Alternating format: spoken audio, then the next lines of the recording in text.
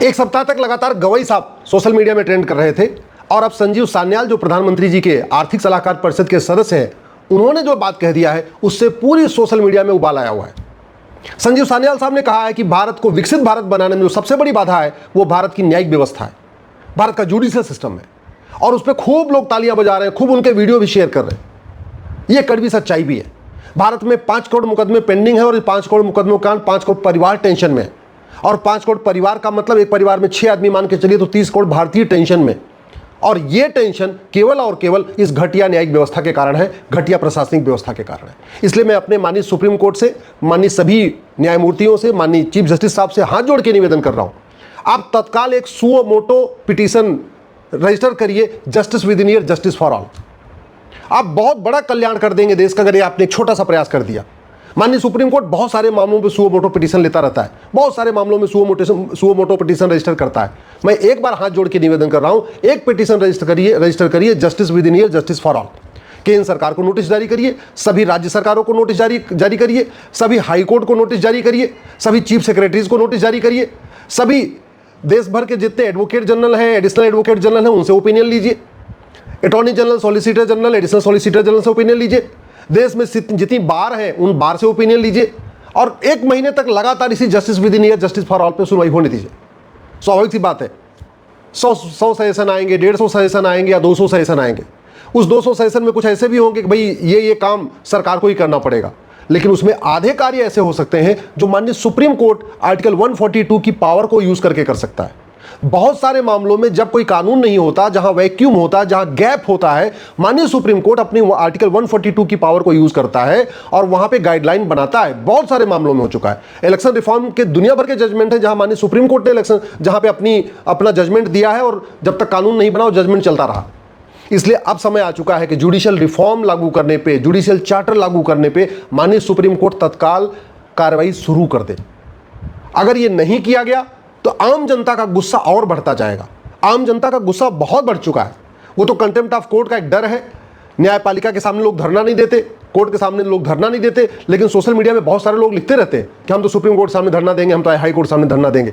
वो स्थिति ना आ जाए उससे पहले ही अगर माननीय supreme court justice with in year, justice for all पे सुओ मोटो लेके कार्रवाई शुरू कर देगा, डे टू डे इस पे हियरिंग शुरू कर देगा, बीच बीच में ऑर्डर पास करता रहेगा, गाइडलाइन बनाता जाएगा, तो लोगों के अंदर एक ट्रस्ट पैदा होगा, विश्वास पैदा होगा। भारत की जीडीपी जो बहुत तेजी के साथ नहीं बढ़ रही, उसका बहुत बड़ा कारण है अपना ये जुडिशियल सिस्टम। एक बार केस चालू हो जाता है, उसके बाद पता चला जो प्रोजेक्ट 500 करोड़ में पूरा होना था वो 2000 करोड़ के बाद में पूरा होता है। जब तक जजमेंट आता है तब तक वो टेंडर जहां 500 करोड़ का टेंडर था, वो टेंडर फिर 2000 करोड़ में निकालना पड़ता है। ऐसे ऐसे सिचुएशन है। मैं कई सारे ऐसे ब्रिज को जानता हूं, कई ऐसे सारे सड़कों को जानता हूं, कई सारे ऐसे हाईवेज को जानता हूं जो कोर्ट के चक्कर में रुके और बाद में पता चला जब दोबारा टेंडर हुआ तो 4 गुना 5 गुना उस पर पैसा लगाना पड़ा।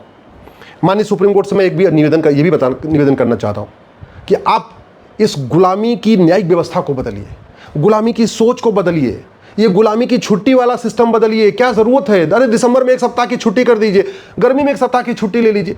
ये इतना लंबा इतनी 1-1 महीने की छुट्टी क्या जरूरत है? ये तो जैसे स्कूल बंद होते हैं, कॉलेज बंद होते हैं, उस तरीके से बंद हो रहा है। आखिर बाकी सारे डिपार्टमेंट पूरे साल चलते हैं ना।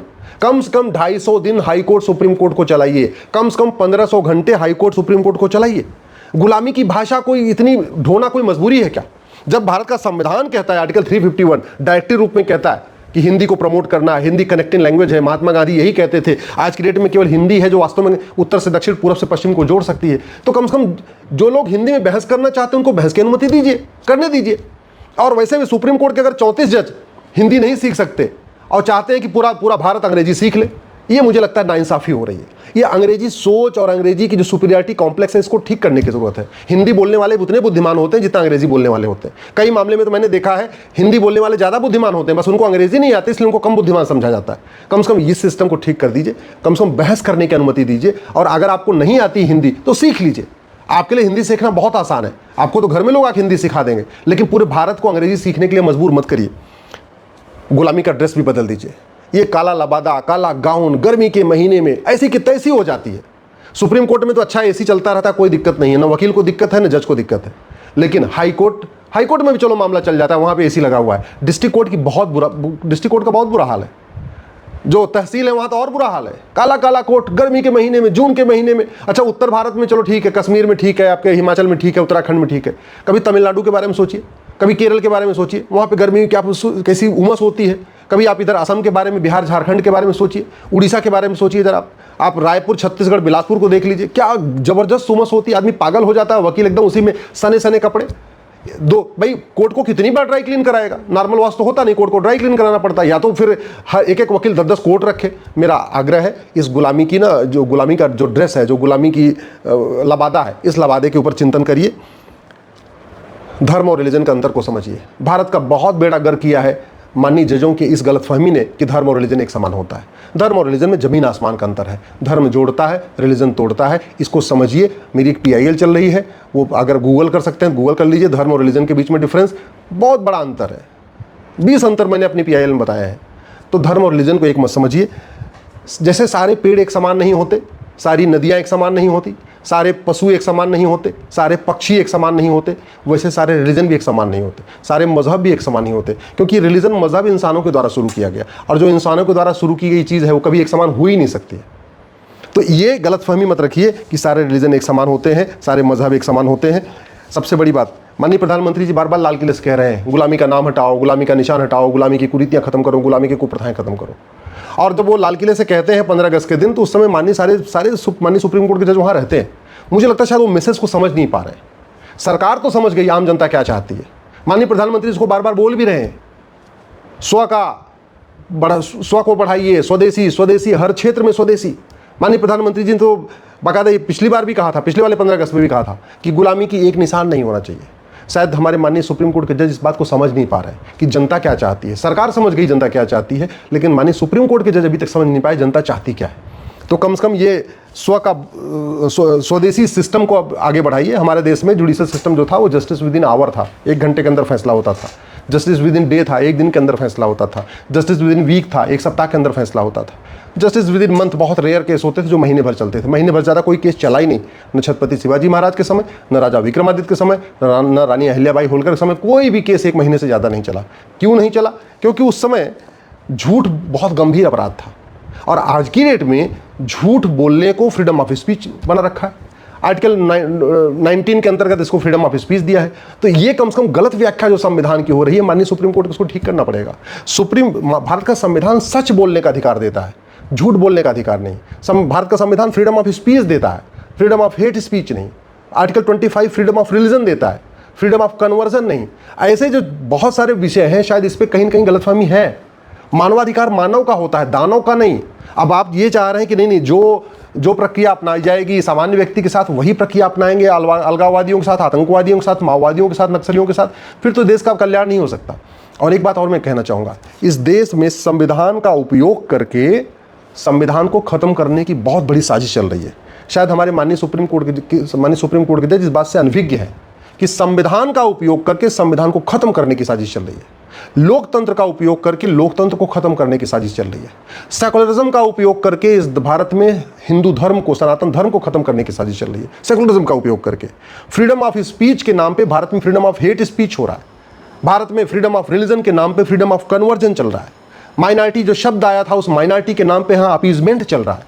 अगर इसको माननीय सुप्रीम कोर्ट नहीं रोकेगा, फिर कौन रोकेगा? सरकार कुछ कानून बनाएगी, यहाँ आएगी, फिर व्याख्या गलत हो जाएगी। तो सबसे पहले माननीय सुप्रीम कोर्ट को समझना पड़ेगा ये भारत का संविधान कब तक है।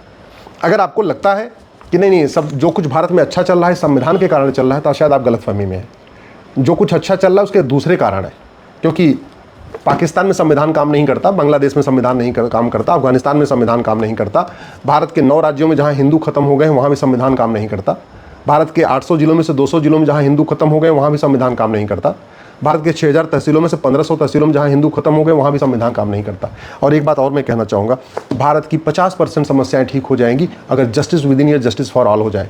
और मैं गारंटी के साथ कहता हूँ हर मुकदमे का फैसला 1 साल के अंदर हो सकता है अगर माननीय सुप्रीम कोर्ट इस झूठ को गंभीर अपराध घोषित कर दे, झूठी शिकायत को जघन्य अपराध माननीय सुप्रीम कोर्ट घोषित कर दे, झूठी गवाही को जघन्य अपराध घोषित कर दे, चीटिंग, फ्रॉड, फोर्जरी को जघन्य अपराध घोषित कर दे। और जो यहाँ पे जजेस को पावर मिली है कि कंसेक्टिव सेंटेंस देना है कि कॉन्करेंट सेंटेंस देना है, मुकदमों की जो सज़ा होगी वो एक धारा के बाद दूसरी धारा चलेगी, सारी धाराओं की सज़ा एक साथ चलेगी। अमेरिका में कंसेक्टिव सेंटेंस है, अलग अलग धाराओं में अलग सज़ा एक अलग अलग चलती है, इसलिए वहाँ 100 साल की सज़ा होती है, 200 साल की होती है, 500 साल की होती है, 1000 साल की सज़ा होती है। वो सिस्टम भारत में भी अपनाना पड़ेगा। माननीय सुप्रीम कोर्ट के जजों को समझना पड़ेगा। भगवान श्री राम ने कहा था सठे भय बिन होए न प्रीत, भगवान कृष्ण ने कहा था सठे साठ्यम समाचरित। माननीय सुप्रीम कोर्ट को समझना पड़ेगा सिंगापुर में सतयुग आज भी चल रहा है, भारत में कलयुग चल रहा है, क्योंकि हमारी न्यायिक व्यवस्था सड़ चुकी है। माननीय सुप्रीम कोर्ट को समझना पड़ेगा आज भी जापान में रामराज्य है, आज भी जापान विकसित देश है, सुप्रीम और भारत बदहाल है, फटेहाल है, अराजकता है, भ्रष्टाचार है, दुनिया भर की और समस्याएं चल रही हैं। क्यों? क्योंकि हम जस्टिस विद इन ईयर कर नहीं पा रहे हैं, हम फास्ट जस्टिस कर नहीं पा रहे हैं। अगर आज डेट में भारत में घूसखोरी है, कमीशनखोरी है, सूदखोरी है, मुफ्तखोरी है, मिलावटखोरी है, कालाबाजारी है, मुनाफाखोरी है, तो इसके लिए सुप्रीम कोर्ट भी जिम्मेदार है। आज की डेट में अगर भारत में गौ तस्करी है, नशा तस्करी है, सोना तस्करी है, मानव तस्करी है, हथियार तस्करी है, इसके लिए भी सुप्रीम कोर्ट जिम्मेदार है। आज भारत में गद्दारी है, जासूसी है, झपटमारी है, जाति का जहर घोला जा रहा है, भाषा का जहर घोला जा रहा है, क्षेत्र का जहर घोला जा रहा है, तो कहीं न कहीं इस संविधान की ठीक से इंटरप्रिटेशन करने में माननीय सुप्रीम कोर्ट फेल हुआ है। अगर आज भारत में माओवाद है, नक्सलवाद है, जिहाद है, मजहबी उन्माद है, अलगाववाद है, कट्टरवाद है, उसके लिए काफ़ी हद तक माननीय सुप्रीम कोर्ट जिम्मेदार है। अगर आज भारत में लब जिहाद चल रहा है, लैंड जिहाद चल रहा है, घुसपैठिए आ रहे हैं, धर्मांतरण हो रहा है, ज़मीनों पे कब्जा हो रहा है, हाईवे किनारे, सड़क किनारे, जंगल पे, हर जगह जो कब्जा होता जा रहा है, उसके लिए भी बहुत हद तक माननीय सुप्रीम कोर्ट जिम्मेदार है। अगर आज यहाँ झूठ फरेब है, घटतौली है, नक्काली है, डकैती है, चीटिंग है, फ्रॉड है, फोर्जरी है, हवालाबाजी है, कबूतरबाजी है, पत्थरबाजी है, साइबर फ्रॉड हो रहा है, उसके लिए बहुत हद तक माननीय सुप्रीम कोर्ट जिम्मेदार है। माननीय सुप्रीम कोर्ट किस लिए कह रहा हूँ, न्यायपालिका जिम्मेदार है। और पूरी न्यायपालिका को बदलना, जुडिशियल सिस्टम को बदलना, जुडिशियल चार्टर लागू करना, ये माननीय सुप्रीम कोर्ट का काम है। सुप्रीम कोर्ट अपनी शक्तियों का ठीक से उपयोग करे, भारत की बहुत सारी समस्याएं ठीक हो जाएंगी। भारत में सतयुग आ सकता है अगर सुप्रीम कोर्ट ठीक से अपना काम करे। अगर सुप्रीम कोर्ट अपनी शक्तियों का ठीक से उपयोग करे तो भारत में कलयुग खत्म हो जाएगा, सतयुग आ जाएगा। सुप्रीम कोर्ट अपनी शक्तियों का ठीक से उपयोग करे, भारत में सिंगापुर जैसी स्थिति बन जाएगी, जापान जैसी स्थिति बन जाएगी, अलगाववाद, कट्टरवाद, मजहबी उन्माद खत्म हो जाएगा, भ्रष्टाचार अपराध खत्म हो जाएगा। लेकिन उसके लिए माननीय सुप्रीम कोर्ट को justice with in year, justice for all लागू करना पड़ेगा।